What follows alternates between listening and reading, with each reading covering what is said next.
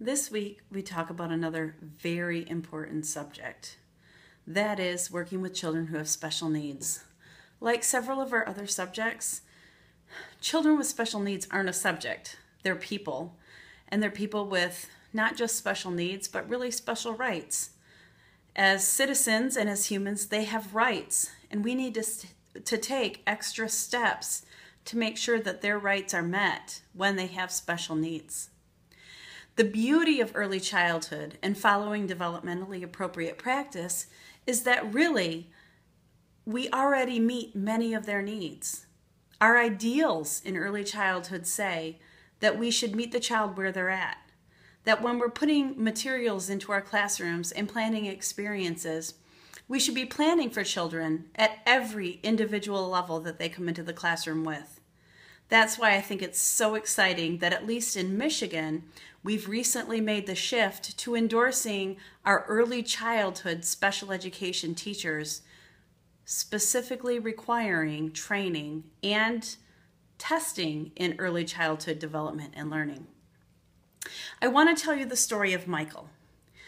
When I first began teaching in the lab preschool at Central Michigan University, there was a young child in our program named Michael.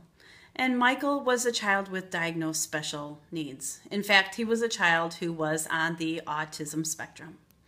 While I wasn't Michael's direct teacher, I had many experiences with Michael because I was a teacher of many in the program. I remember when we had to call in tech ops because Michael easily could sit at the computer and erase every single program we had. He was a genius when it came to technology. But Michael struggled when it came to communicating with others, interacting with others, speaking and engaging with others. It was many years before I realized that Michael was a classmate of my daughter's in a small local school district. When I went to my daughter's 8th grade graduation ceremony, it was with tears that I watched Michael cross the stage to receive his 8th grade diploma and saw every single person in the room, beginning with his peers, stand up and give him a standing ovation. And as a very non-emotional person, I'm struggling right now that I'm tearing up. But it touched me in a way that I cannot begin to explain, because I saw the acceptance of Michael and the fact that he was a part of a community in his school that accepted him and supported him in ways that I hadn't seen in a lot of other educational settings. 8th grade, that's a hard year. Students judge each other, critique each other, form cliques. And here was every single 8th grader in the school standing and giving a child with autism a standing ovation. Just 2 weeks ago, Michael graduated from high school. Just prior to the graduation, his family came to the school award ceremony and presented a scholarship to an outstanding student who supported children with special needs. There was an amazing girl in this class who had befriended Michael. She became his lunch buddy in middle school, made sure that he had friends, and made sure that he had connections with other students. And she supported him throughout middle school and high school, not just at school, but outside of school as well. She encouraged him to participate in the school talent show as a senior. And I'm going to include a clip of him singing in this section of our class. I want you to know that because of the community that was built in the school, Michael was crowned homecoming king, along with his friend, his mentor, his peer, who was also crowned homecoming queen. This is an amazing demonstration, not only of the support of children with special needs, but of the building and support and facilitation of school community that couldn't just happen with school administrators, and it couldn't just happen with teachers, and it couldn't just happen with students. It was all three of them working together.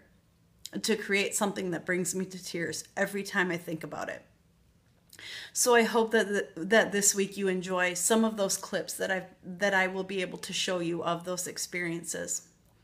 The other thing that I do want to show you is a piece from our school again at CMU as we worked to strengthen our school community 5 years ago as we moved into a new school space.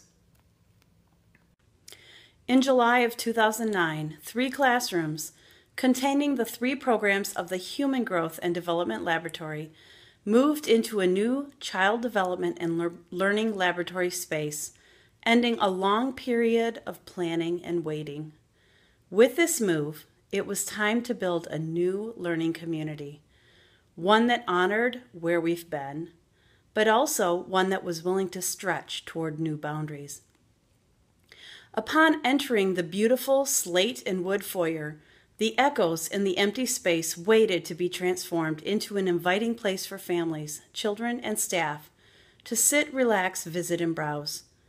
Long, bare hallways and open classrooms begged to become fun and exciting learning environments for children.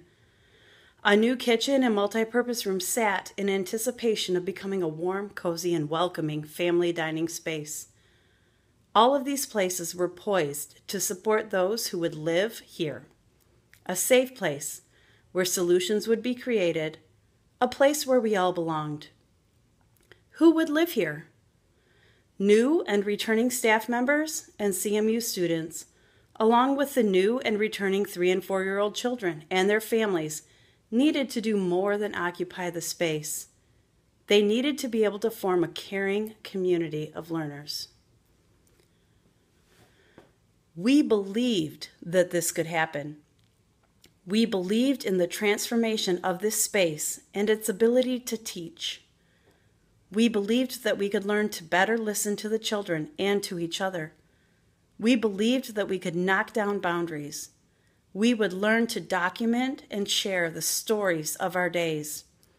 We would learn to reflect and think more critically. We would learn that collaboration would be the key to our success.